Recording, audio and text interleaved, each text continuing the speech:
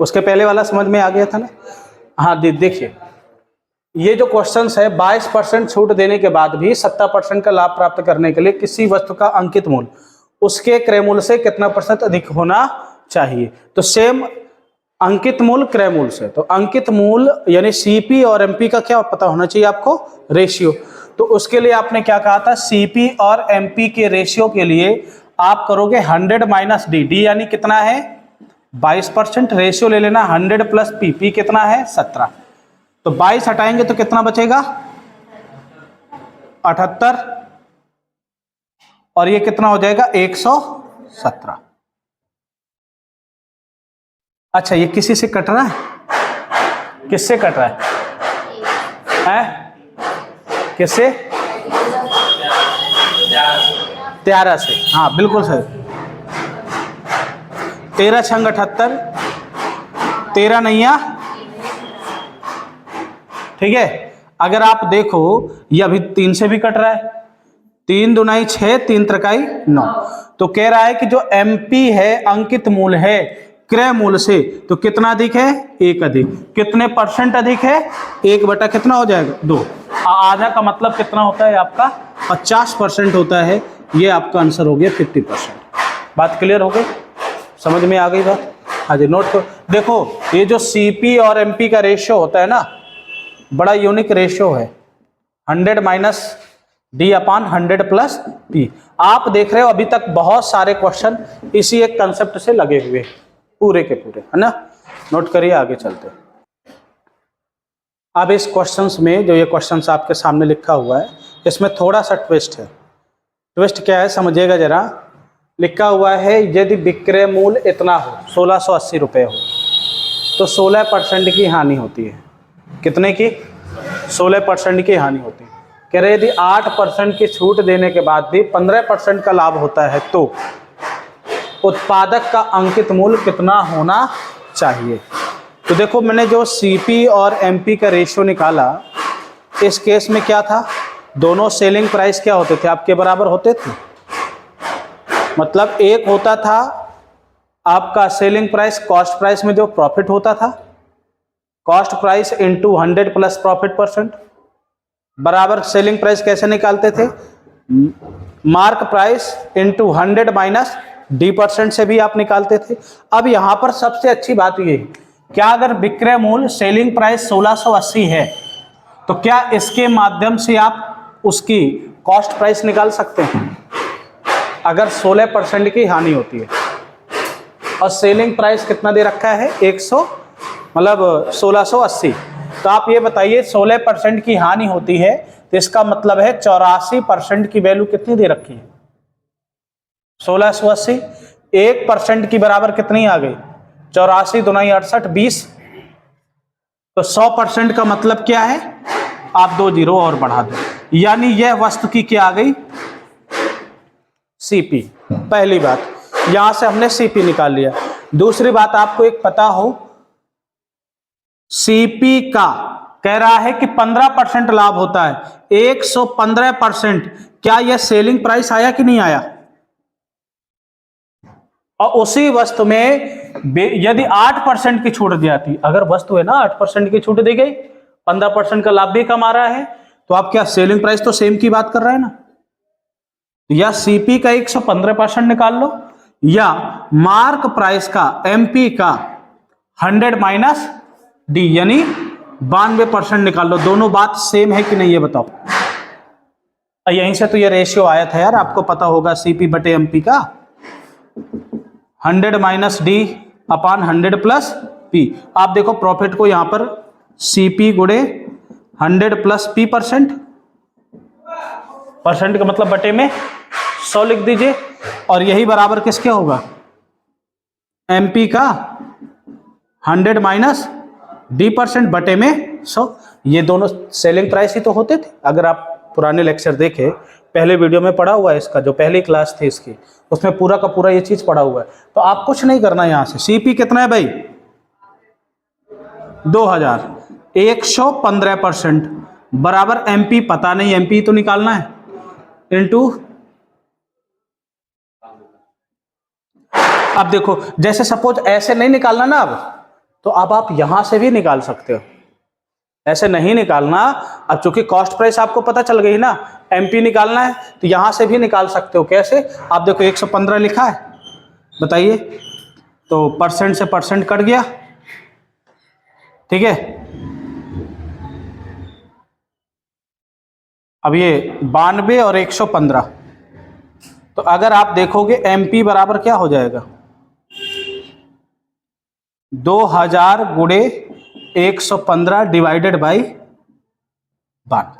बात तो वही हो गई ना, 92 यूनिट का मान दे रखा है, ठीक है। 115 का आपको क्या करना है, निकालना है। चीज वही हो जाती है ना, रेशियो चेंज हो जाता है। रेशियो क्या हो जाता है, चेंज हो जाता है, आपको अगर पता हो। यहाँ समझ में आ रहा है, कुछ नहीं आ रहा? अच्छा ये बताइए, यहाँ तक समझ में आया? ये सीपी आपका कितना आ गया, 2000, ये समझ में आ गया है ना। तो क्या आप इसे 100 माइनस डी लगा सकते हैं? तो सीपी और एमपी का क्या आ जाएगा, तो डी का मतलब डिस्काउंट, डिस्काउंट कितना दिया, 8, तो बताइए 92% हो गया, रेशियो ले लिया। एमपी कितना हो जाएगा, आप कहोगे सर 100 प्लस पी, लाभ 15%, 115। इसमें वैल्यू किसकी दे रखी है हमारे पास, सीपी की दे रखी है। इसका मतलब कितना है, 2000। कह रहा है कि 115 यूनिट का मान कितना होगा, ठीक है। आप चाहो तो देखो। अच्छा एक बात बताइए, डाटा क्या ये किसी से कट रहा है, किससे कट रहा है, नहीं पता? अरे भाई 31 से कट रहा है, लेकिन 31 से ये नहीं कट रहा। अब 23 से कटेगा, 23 चौको 23 पंजे 4 का मतलब, आप यहां पर लिखोगे 4 का मतलब 2000, तो आप देखो 1 यूनिट का मतलब 500। कह रहा है कि बताओ मार्क प्राइस कितना है, 5 है, तो 5 का मतलब 2500। अब बताइए कोई दिक्कत, अब ये समझ में आ गया कि नहीं आ गया? देखो वो था एक डिटेल प्रोसेस पर, लेकिन वैसे आपको उस तरह भी आना चाहिए। आप क्लास को देखते हैं कि ये जितनी भी ये जो कंसेप्ट लिखे हुए हैं ये उसी प्रोसेस से आए हुए हैं, तो इसके साथ साथ वह भी आना चाहिए। अब बताओ ये समझ में आ गया कि नहीं आ गया? इसमें केवल इतना स्टेप एक्स्ट्रा था कि इन दोनों में से सीपी और एमपी में से एक की वैल्यू मैंने ऊपर से निकाल ली, कॉस्ट प्राइस की, ठीक। कॉस्ट की देखो, एक दुकानदार हर 4 महीने में एक बार 10% की छूट देता है। यदि कोई व्यक्ति इस योजना के तहत एक वस्तु को दिसंबर में 25,515 रुपए में खरीदता है, तो जनवरी में उस वस्तु का प्रारंभिक मूल्य क्या रहा होगा? जनवरी दिसंबर, दिसंबर होते ही कितने महीने निकल गए, 12 महीने निकल गए। तो यानी आप देखिए जनवरी में उसका मूल्य कितना था, एक्स। हर महीने 10% की छूट देता है 4 महीने में, तो 4 3 12, दिसंबर में ही तो खरीदा, तो उसने 10% की हर 3 महीने में क्या दी, उसने छोड़ दी। तो पहले 90/100 इंटू 90/100 इंटू 90/100 छूट दिया एक्स का, पहले 4 महीने में दिया, फिर दूसरे 4 महीने में दिया, फिर तीसरे 4 महीने में दिया। तो कहीं जाकर के जो इसका रेट है कितना हो गया, 25,515। तो जनवरी में उस वस्तु का प्रारंभिक मूल्य क्या था, भाई प्रारंभिक मूल्य तो ये है ना, बस काट पीट दो, 1 2 1 2, ठीक। अब 1 से ये काट दो, 5 5 10 5 15, 3 18, 9 से कट जाएगा, 9 1 9, 9 2 18, 18 9 7 63, 9 8 72, 3 9 3 27 4 9 5 45, 5 3 8 1 9, ये भी 9 से कट जाएगा, 9 3 27 1 28, 9 1 9, 9 4 13, 9 5 45, फिर 9 से कट जाएगा, 9 3 27 9 5 45, 35 बार गया। कितनी बार में चला गया बताओ? x बराबर कितना आ गया, 35 1 2 3 0, यानी x का जो उस वस्तु का प्रारंभिक मूल्य था कितना था, 35,000 रुपए। बताओ आरआरबी जी, इस लैंग्वेज को याद रखना, छोटे छोटे क्वेश्चन होते हैं। अरे भाई कहाँ 3 महीने, हर 4 महीने में छूट देता है दर, तो 4 3 12, एक साल में भाई 4-4 के 3 गैप तो बनेंगे। ठीक है, इनमें से कौन सा बेहतर है? बेहतर का मतलब कौन सी छूट बढ़िया है? देखो ये 4 ऑप्शन है, लिखा हुआ है, इनसे कोई दिक्कत की बात नहीं है। तो बताओ 2 क्रमिक छूट का है तो ओवरऑल कितने % की छूट आ गई? आपने कहा सर 10 + 20 माइनस 10 × 20 बटा 10 20 30 माइनस 2 28% की डिस्काउंट।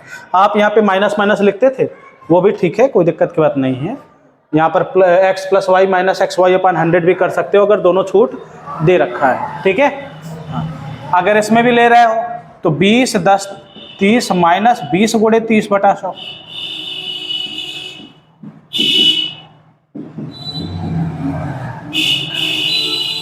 10 2 1 2 30 माइनस 2 यानी इसमें भी कितना आ रहा है? 28% की छूट इसमें भी आ रही है और इसमें भी आ रही है। इसका मतलब दोनों छूट क्या है? समान है। दोनों छूट क्या है? समान। देखिए सवाल को समझिएगा। किसी वस्तु का विक्रय मूल्य ज्ञात कीजिए, सेलिंग प्राइस ज्ञात करना है। कह रहा है कि यदि दुकानदार उसे अंकित मूल्य पर मूल्य 80 रुपए पर 5% की 2 क्रमिक छूट देते हैं, यानी 5% की 2 बार। तो 80 रुपए पर पहले 5% की छूट दिया तो 100 - 5 कितना हो गया? फिर 5% 2 छूट दिया ना, फिर 95 बटा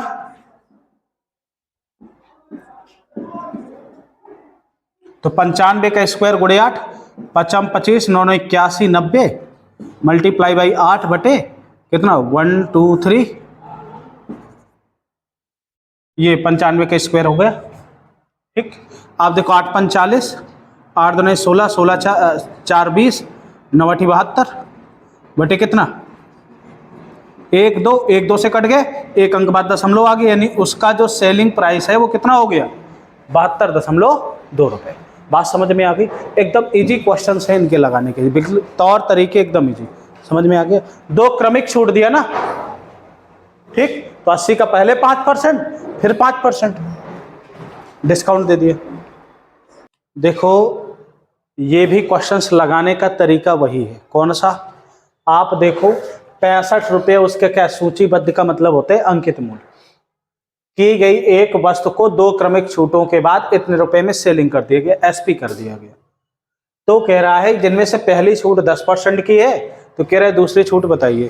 तो आप बताइए 65 रुपए की चीज को पहले आपने 10% की छूट दे दी, फिर मान लो पता नहीं कितने % की आपने छूट दी, तो यह वस्तु कितने की जाकर के पड़ी मुझे? 56.16 की।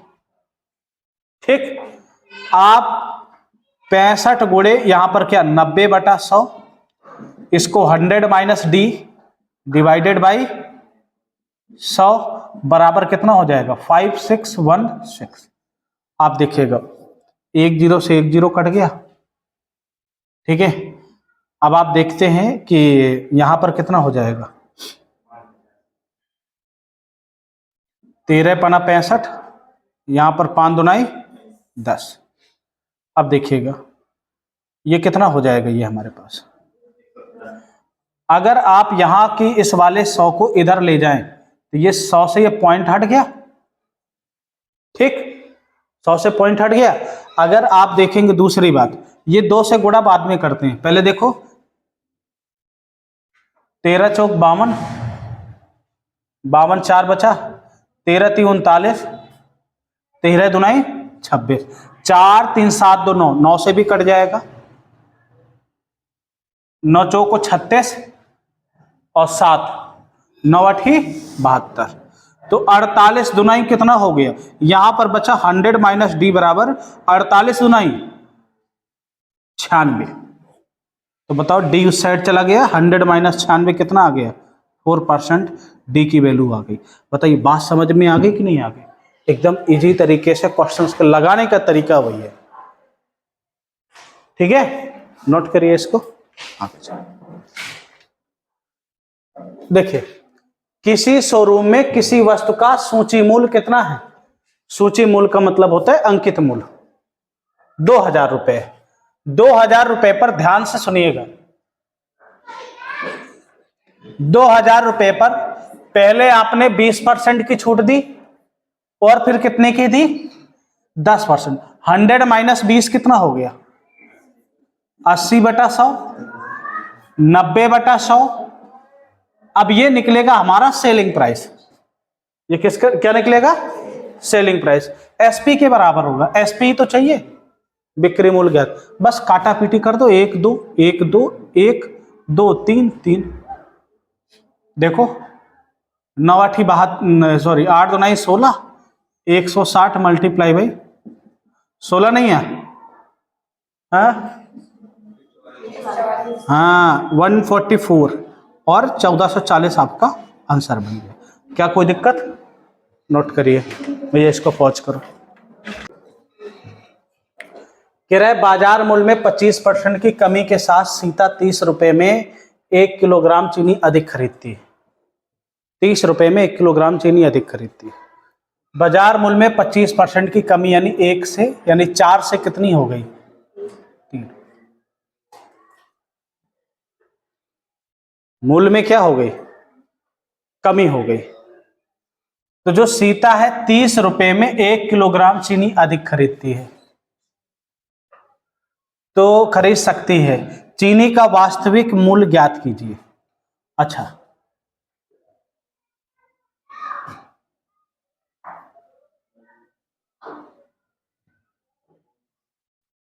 एक किलोग्राम चीनी अधिक खरीद सकती है। अब ध्यान से सुनना, आप चाहे तो इसको ऐसे ले लीजिए, ध्यान से सुनिएगा।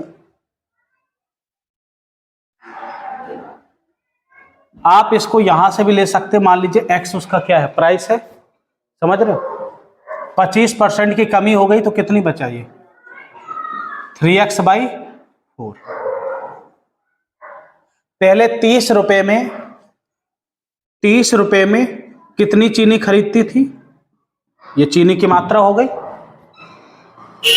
माइनस फिर 30 रुपए में कितनी चीनी खरीदेगी x रुपए के रेट में? भाई ये तो सस्ता पड़ गया ना, ये बड़ी वैल्यू होगी, छोटी। दोनों का अंतर किसके बराबर हो जाएगा? चीनी की मात्रा 1 किलो क्या हो गई? एक्स्ट्रा हो गई। तो आप देखेंगे यहां से 4 3 12, 120 बटे माइनस 30/x बराबर 1। x का मान ही तो निकालना है। आप देखोगे एलसीएम लेगे तो कितना आ जाएगा? क्या काटना है? 3 चौको 40, तो 40 माइनस 30/x बराबर 1। तो x बराबर कितना आ गया? 10 रुपए। उसका प्रारंभिक मूल्य वास्तविक कितना था? x रुपए था। देखो, एक बिक्री विज्ञापन में 10%, 20% की 2 क्रमिक छूट प्रदर्शित की गई। तो पहले 10-20 की दी गई तो कितना बना? 28% की छूट। 10-20 का तो आसानी से आप निकाल लिए, 10 + 20 - 2 28। यदि नगद भुगतान पर 5% की अतिरिक्त छूट जाती है तो फिर 5% की छूट, 28 गुणे 5 बटा कितना हो जाएगा? 100। 8 5 13 कितना हो गया? 33। ये प्लस हो जाएगा, 20 पंचे 100 और ये कितना हो जाएगा? 14 दूनी 28, 1.4 कितना हो जाएगा? 31.6% की छूट दी गई। भाई पहले उधर दी गई 10-20 में, तो 10-20 का छूट कितना आ गया? 10% और 20% का कुल छूट कितना हो गया? 28%। और फिर कितना? 5%। 2 बार छूट दी गई। अरे भाई पहले 10% और 20% की छूट दी गई तो उसका टोटल छूट कितना निकला? 28%। नहीं समझे? 28 कैसे आया? 10% + 20% माइनस 10 गुणे 20/100।